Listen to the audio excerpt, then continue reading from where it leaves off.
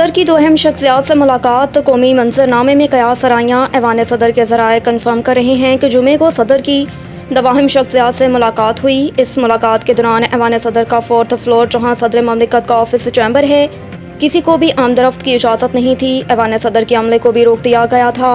3 बड़ों की इस मुलाकात में क्या हुआ, इस हवाले से ऐवान सदर या किसी दूसरे ज़रिए से कोई बयान या एलामिया जारी नहीं किया गया। ताहम मुल्की सूरत हाल के पस मंज़र में इस अमन में सोशल मीडिया पर कयास सराइयों का तोमार बरपा है। कुछ लोग इम्कान जाहिर कर रहे हैं कि सदर आइन 72 घंटे में इलेक्शन की तारीख का ऐलान कर सकते हैं। ये भी कहा जा रहा है कि इलेक्शन की तारीख मुकर्रर करने के लिए सदर ने चीफ इलेक्शन कमिश्नर को ख़त लिखा था। इलेक्शन कमिश्नर ने ऐवान सदर जाने से माजरत कर ली थी और ऐवान सदर पर वाज़ह कर दिया था कि इलेक्शन एक्ट 2017 और आर्टिकल 57 के मुताबिक इलेक्शन तारीख मुकर्रर करने का इख्तियार कमीशन के पास है। सदर ने वजारत कानून से राय तलब की तो वजारत कानून का भी यही जवाब था। 9 मई को जो हुआ वो खाना जंगी की कोशिश थी, जिसका हदफ आर्मी चीफ और उनकी टीम थी। अनवारुल हक काकड़ ने कहा कि ऐसा तासुर नहीं देना चाहते कि 9 मई के मुल्ज़िमान के खिलाफ कोई इंतकामी कार्रवाई हो रही है, लेकिन अगर मुल्की कवानीन को पामाल करने और तशद्दुद पर आमादा जमात के खिलाफ कानून के मुताबिक कार्रवाई ना हुई तो हम इस मामले में फरीक नजर आएंगे।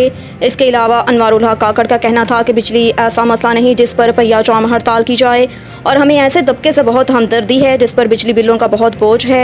उन्होंने कहा कि रात को दुकानें जल्द बंद करने से मुताल्लिक फ़ैसला सूबों को एतमाद में लेकर करेंगे और फैसले का नफाज जल्द नजर आएगा। बिजली मामले पर जल्दी फैसला नहीं करना चाहते, हम ऐसा फैसला नहीं करना चाहते जो बाद में वापस लेना पड़े।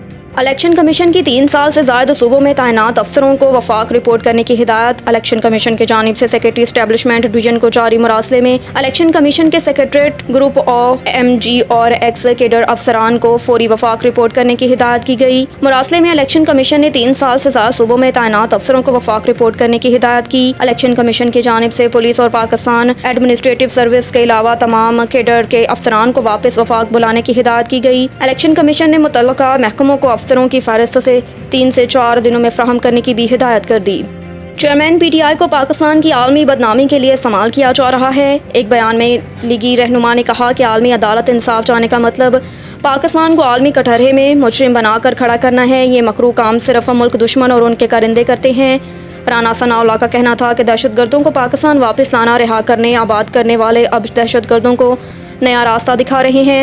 इक़्तिदार में लाकर पाकिस्तान की मईशत, ख़ारजा, ताल्लुकात तबाह किए। उनका कहना था कि चेयरमैन PTI ने अपने दौरे इक़्तिदार में महंगाई से खाना जंगी की राह हमवार की, नौजवानों की जहन में बारूद भरा ताकि वो हमलावर जत्थों में बदल जाएं। वाज़िया रहे कि तहरीक इंसाफ के ऑफिशियल ट्विटर हैंडल से चेयरमैन PTI इमरान खान के केसेस का मामला अक़वाम मुत्तहिदा आलमी अदालत में ले जाने के लिए जेफरी रॉफ्टन की खिदमात का ऐलान किया गया था।